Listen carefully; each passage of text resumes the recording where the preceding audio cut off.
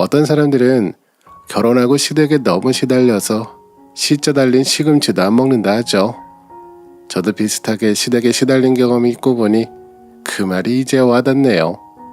그들만의 세상, 제 전 시댁 얘기 좀 들어보실래요? 저는 위로 4살 연상인 언니와 딸만 둘인 집안이었어요.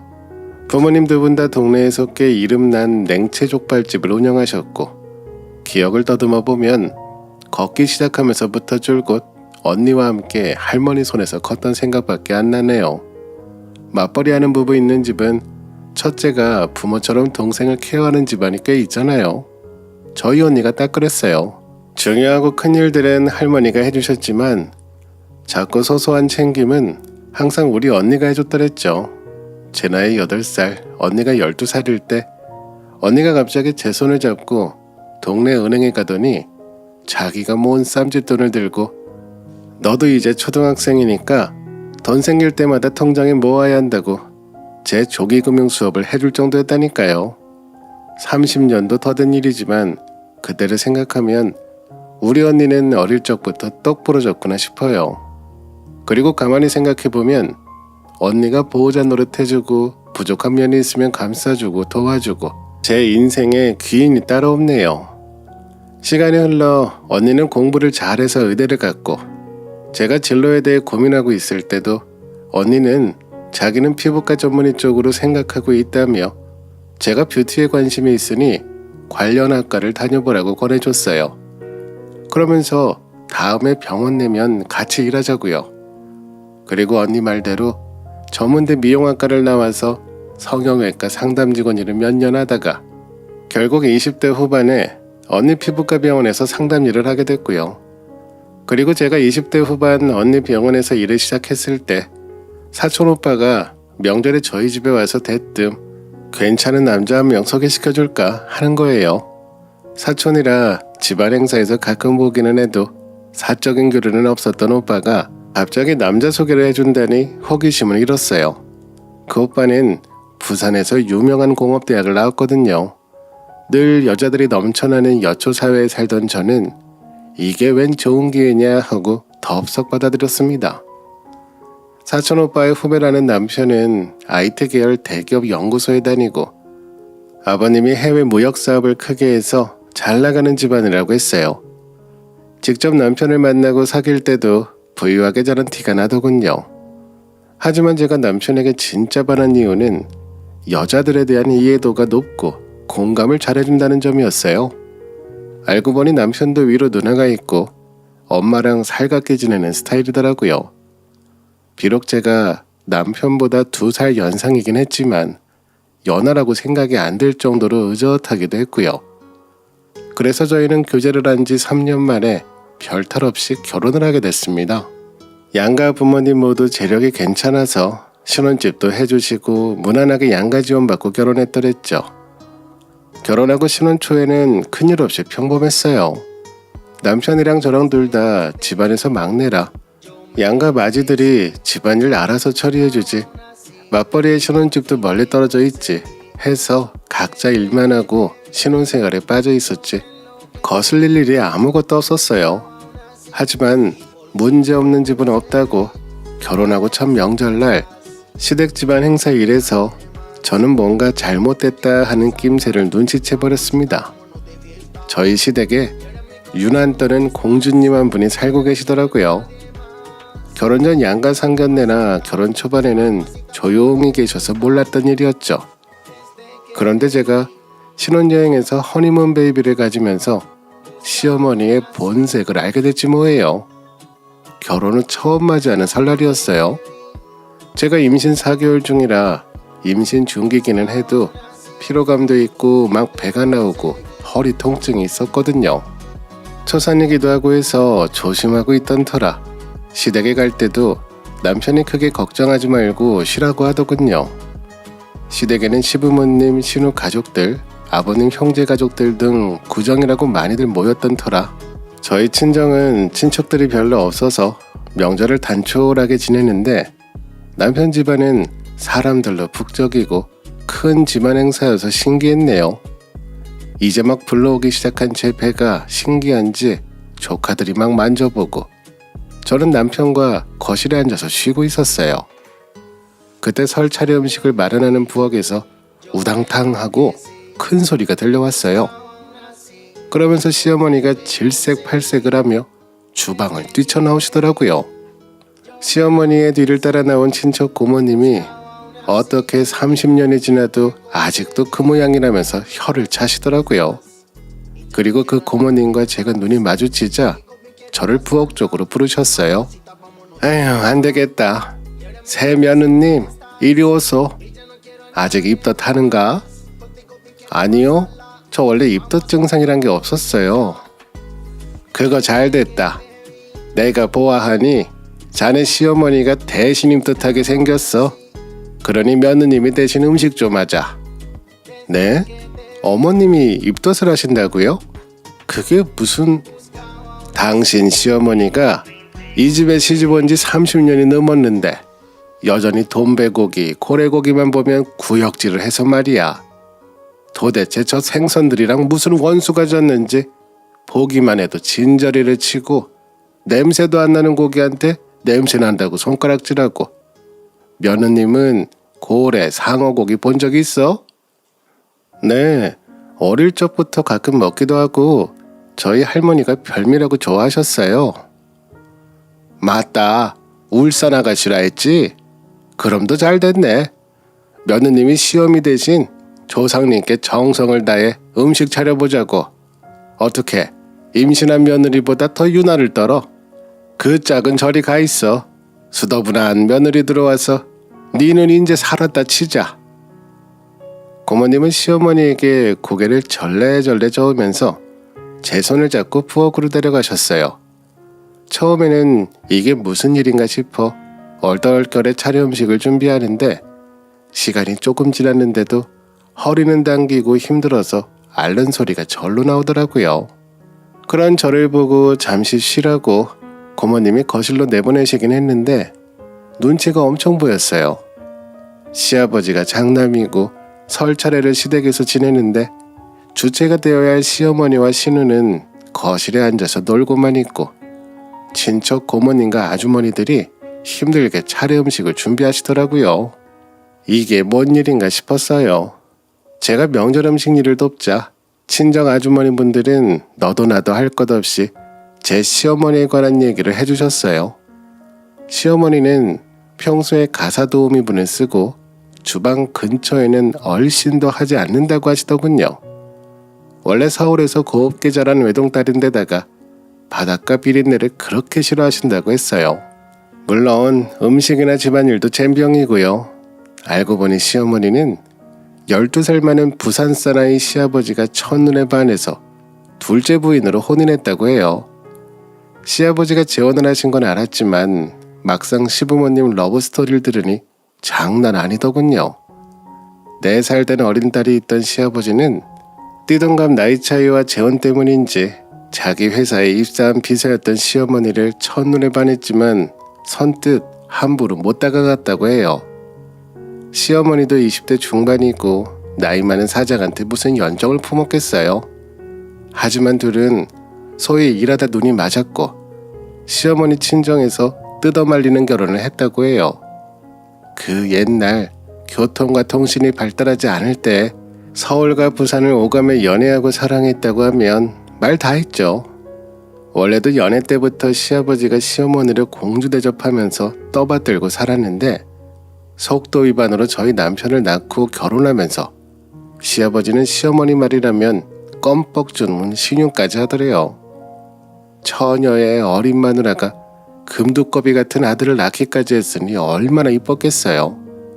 안 그래도 돈이 많던 사업가 시아버지는 시어머니가 하고 싶은 대로 다 해주고 처갓집 말뚝에 절 올리면서 자식보다 마누라 위주로 사셨다고 했어요. 그래서 시어머니는 시집 와서 평생 일 한번 해본 적 없고 가정부 운전수까지 두고 살아오셨다고 하더라고요. 명절이나 집안 행사에도 웬만하면 사람 부리고 일 안 하는데 조상 차례나 제사는 정성이 들어가야 해서 후손들이 음식 준비해야 한다고 일 못하는 시어머니 대신 자신들이 하고 있다고요. 친척 아주머니들은 네 시어머니가 무슨 팔자를 탁월한 건지 공주 같은 인생을 사냐고 한숨 지으며 음식하시더라고요. 잠시 뒷담화 같던 어머니에 대한 이야기를 들으니 뒷목이 뜨끈해지면서 멍해졌어요. 친구들에게 시댁이나 시어머니의 험담을 들으며 나와는 상관없는 먼 나라 얘기라고 치부해버리고 귓등으로 흘려들었는데 친척 아주머니들의 30년 쌓인 한을 듣고 있자니 어쩌면 제가 시댁살이의 끝판왕을 만난 것 같다고 할까요? 다음날 아침 차례를 지내고 탕국이 맛있어서 정신없이 먹고 있는데 옆에서 비위상한다며 상을 물리는 시어머니가 보였어요. 그리고 그 옆에서 오구오구하며 시어머니 등을 토닥이고 있는 시아버지가 보이고요. 앞으로의 시댁 삶이 순탄치 않을 것 같다는 생각을 불현듯 했더랬죠. 그로부터 반년 후 저는 첫 아들을 무사히 출산했습니다. 3.2kg에 건강하게 태어난 아이는 첫 아이라 그런지 감동 그 자체더라고요. 특히 저희 친정에서는 첫 손주라 더 귀해하시고 이뻐하셨어요. 다만 한여름인 7월 말에 아기가 태어난 터라 제 산후조리가 쉽지만은 않았어요. 산후조리원보다 친정이 편해서 그곳에서 조리하고 있었는데 아이 낳고 일주일 만에 시부모님들이 손주를 보러 오셨어요. 제가 친정집 안방에 누워 조리하고 있었고 몸을 푼 지 얼마 안 됐기에 될 수 있으면 손님 맞이를 안 하려고 했거든요. 그런데 시어머니는 신우자식이 아닌 자기 친아들이 낳은 첫 손주니까 그렇게 보고 싶고 궁금했었나 봐요. 저와 남편이 거절을 했는데도 시아버지를 조르고 졸라서 손주를 보러 기어코 오셨더라고요. 남편은 회사에 출근을 했고 시아버지는 저희 친정부모님과 담소를 나누시는 소리가 들리는 와중에 시어머니가 슬그머니 저와 손주가 있는 안방에 들어오셨어요. 출산하고 퉁퉁 부은 제 몰골은 눈에 들어오지도 않는지 제 아들이 있는 곳만 뚫어지게 보면서 눈을 못 떼시더라고요. 어머니 오셨어요? 제가 인사드리러 나갔어야 하는데 시어머니는 날씨가 왜 이렇게 푹푹 뛰냐고 하면서 선풍기를 트시더라고요. 아니 시원한 거실에 나가 있으면 될걸 굳이 제가 산후조리하는 방에 앉아서 선풍기까지 트는 시어머니를 보는데 어이가 없었어요. 자기도 아기를 낳아본 사람이 이제 출산한 지 일주일밖에 안 된 며느리 앞에서 자연바람도 아닌 직접적인 바람을 틀고 자기 더위를 식히다니요.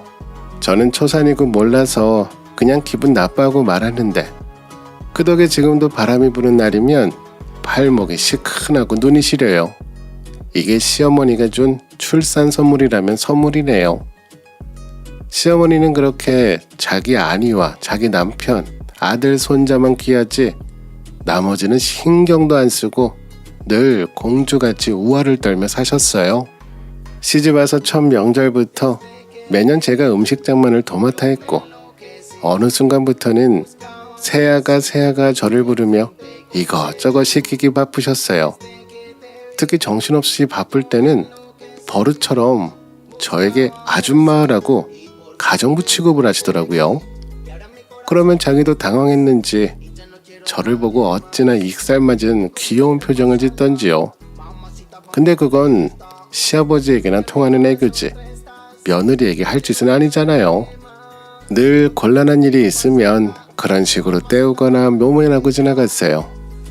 그럴 때마다 나이는 어디로 먹었는지 철부지에 갔다는 생각을 하며 제가 뒤처리 많이 했습니다.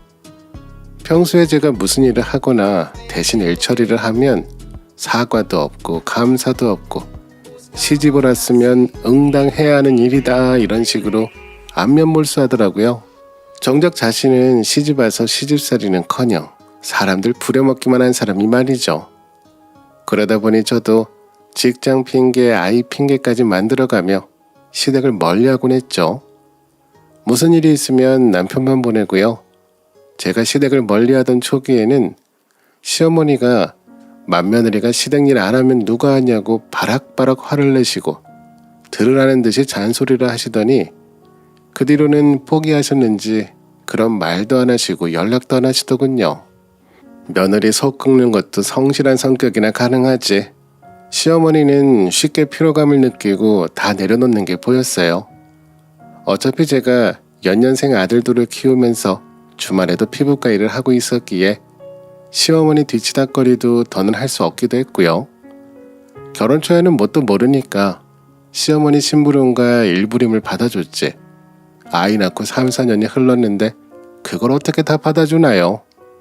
딸 취급도 아니고 개인 비서, 가정부 부리듯 뿌리는데 말이죠. 그러다 제 결혼 5년 차에 시아버지가 세상을 떠나시면서 시댁과 갈등의 서막이 본격적으로 열렸습니다. 시어머니는 시아버님이 이른의 나이에 심장마비로 갑작스럽게 돌아가시자 받아들이지를 못하시더라고요. 시아버지가 평소 건강에 자신하던 분이었기에 가족들도 빈자리를 받아들이기 쉽지 않았고요. 시아버지 장례식 기간에 시어머니는 혼절만 몇 번 하셨어요. 그렇게 자신이 의존하고 사랑받던 남편이 없어지자 시어머니는 그 공허함과 외로움을 제 남편에게 푸셨어요. 남편이 일로 연락이 안 되거나 바쁠 때면 저한테까지 연락해서 오라고 한다든지 그러시더라고요. 시아버지 장례식 때부터 제 남편은 시아버지라 불러서 제가 깜짝 놀란 적이 있었는데 역시나 시간이 지나자 집착의 기미가 보이더니 어느 순간에는 상상을 뛰어넘는 수준이 되더라고요. 시어머니는 시아버지가 돌아가시고 몇 달 뒤 저와 남편을 시댁으로 부르셨어요. 제가 아들들 케어하고 일도 바빴기에 남편이 혼자 시어머니를 돌봐주고 자주 찾아뵀었는데 저희 내외를 모두 불러서 시댁으로 간 건 시아버지 장례식 이후 처음이었어요. 새아가, 너희 결혼한 지 5년 됐고 손자들 아직 어리지만 쑥쑥 크는 사내애들을 한 방에 같이 키우리란 쉽지 않지 않니? 23평 좁은 전세 아파트, 방 2개, 그러고 사는 게 어디 쉬워? 그러지 말고 마당 딸린 시댁집 너희가 가지고 합가하는 게 어떻겠니? 이 큰 집에 나 혼자 덩그러니 사는 것도 힘들고 말이다. 예전처럼 사람들이 북적거렸으면 좋겠구나. 아래층은 내가 쓰고 2층을 너희가 쓰면 되지 않겠니? 방도 많은데. 그래서 제가 어머님 갑자기 합가 얘기를 꺼내시니까 당황스럽네요. 그쪽으로는 전혀 생각도 못하고 있어서요.